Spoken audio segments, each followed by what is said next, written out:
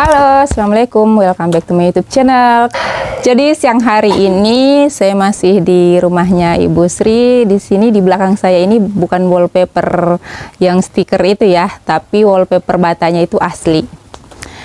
Nah, jadi aku mau bikin video kali ini tuh judulnya apa kabar transmigrasi Desa Kladen. Karena udah lama banget nggak pernah ngevlog di transmigrasi Kladen. Jadi di video sebelumnya tadi kan kita sudah jalan-jalan, lihat kondisi jalan, kemudian kondisi permukiman, sempat ke belakang rumah tadi ngelihat beberapa tanaman, dan sekarang aku mau menyampaikan tentang gimana sih sekarang kabarnya transmigrasi Desa Kladen.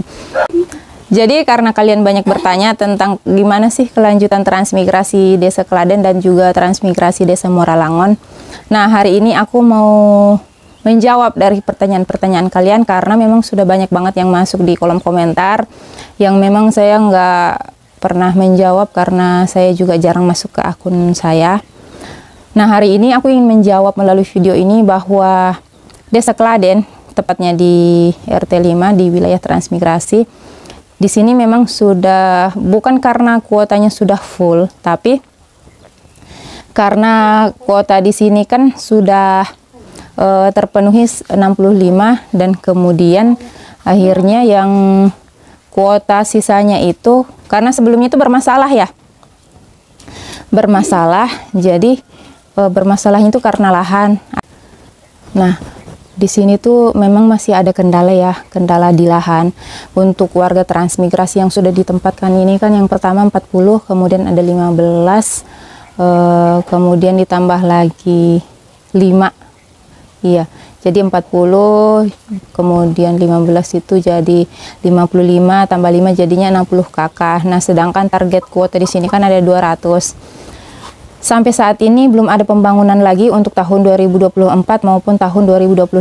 Artinya bisa dipastikan kuota transmigrasi Desa Kladen di tahun 2024 itu nggak ada lagi. Dan sepertinya kalau saya lihat-lihat kondisinya di sini ya, itu tidak ada lagi pembangunan, dan sepertinya transmigrasinya juga nggak bisa dilanjutkan karena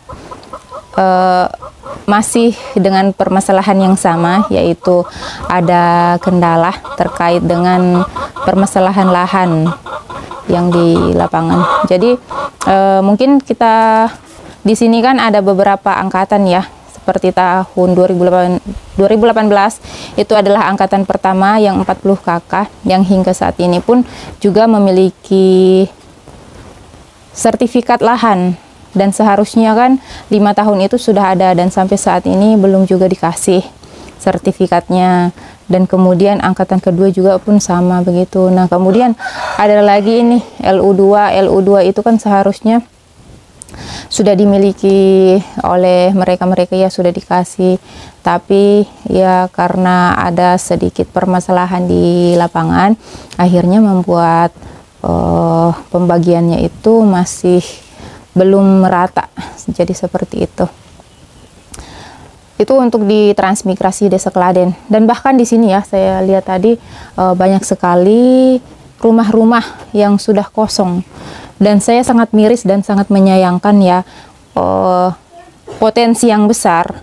Jadi berangkat dari sini kemudian dikasih kesempatan untuk menempati dan mengolah lahan transmigrasi yang diberikan oleh pemerintah, tapi ternyata malah ditinggalkan. Bahkan lebih mirisnya lagi, ada yang sampai menjualnya sampai seharga 30 juta, itu sangat miris ya.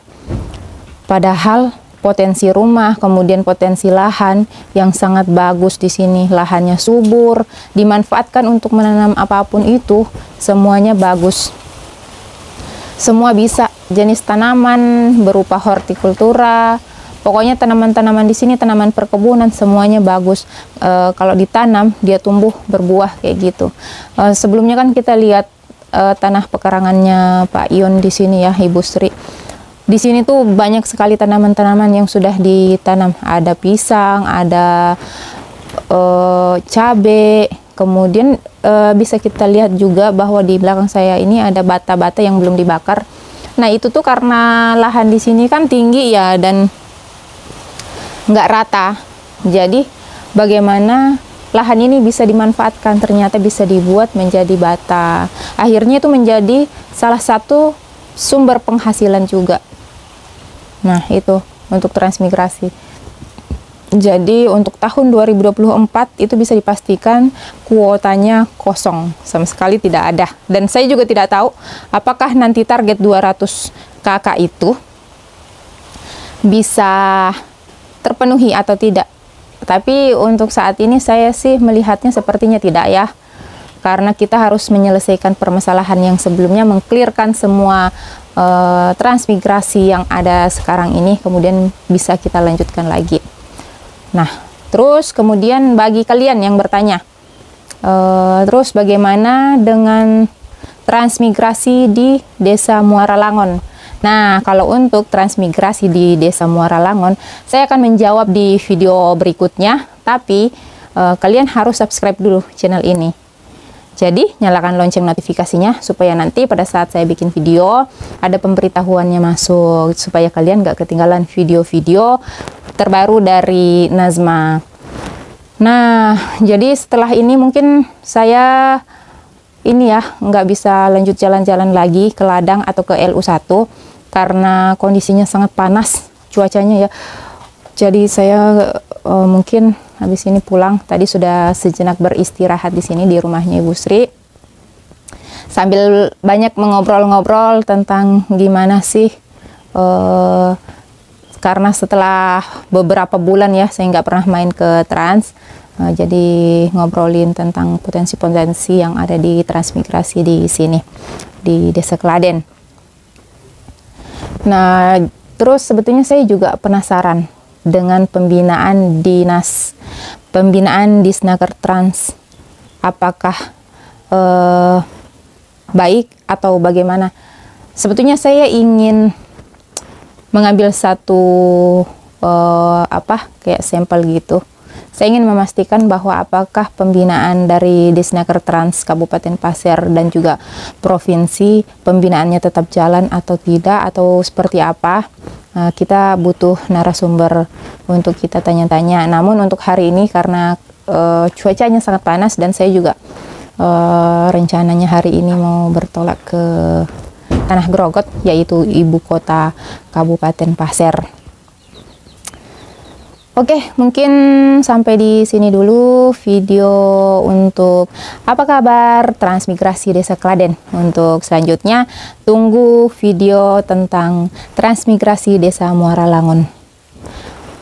Terima kasih karena sudah menonton video ini sampai selesai, dan bagi kalian yang belum subscribe, silahkan untuk subscribe channel ini, nyalakan lonceng notifikasinya, share ke seluruh sosial media kalian.